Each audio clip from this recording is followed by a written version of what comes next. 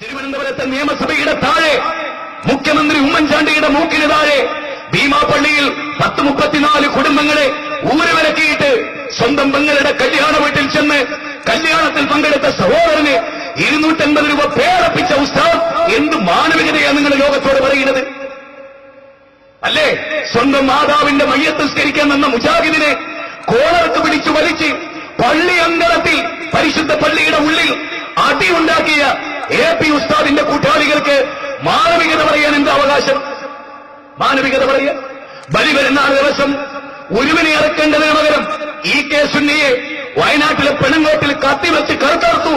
EK സുന്നിയായ മനുഷ്യനെ AP സുന്നികൾ ഓമശ്ശേരിയുടെ മണ്ണിൽ EK സുന്നിയുടെ തലയിലേക്ക് കമ്പിയടിച്ച് കയറ്റി.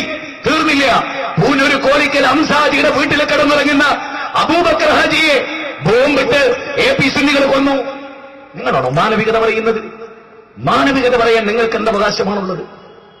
മനുഷ്യരെ മനുഷ്യരായി കാണാനും സ്നേഹിക്കാനും കണ്ട സലാം പോലും മടക്കാത്ത അസ്സലാമു അലൈക്കും ഞങ്ങൾ AP സുന്നിയാ.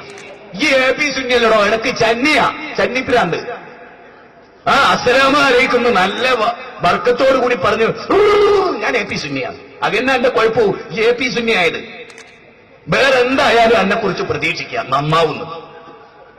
മനസ്സിലായോ? വല്ലാത്തൊരു കേഡർ പാർട്ടി കേട്ടോ ഈ AP സുന്നി എന്ന് പറഞ്ഞ്. കേരളത്തിൽ ഒരു സ്ഥലത്തും നിങ്ങളാരും കൊണ്ടുവരുന്നിട്ടോ ആ യാത്രക്ക്.